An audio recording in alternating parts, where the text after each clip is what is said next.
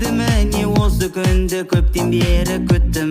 Аңсап жүріп наконец-то декреттен шықтым. Не деп тұрсың түсінбедім жаным сонда қалай. Мен өзіме уақыт арнайм енді бұдан былай. Қайда кеттің сен, тыңда сөзімді. Кеттім салонға, реттейм өзімді. Үйге кім қарайды, бала шағамен кім қарайтын еді, ол әрине сен.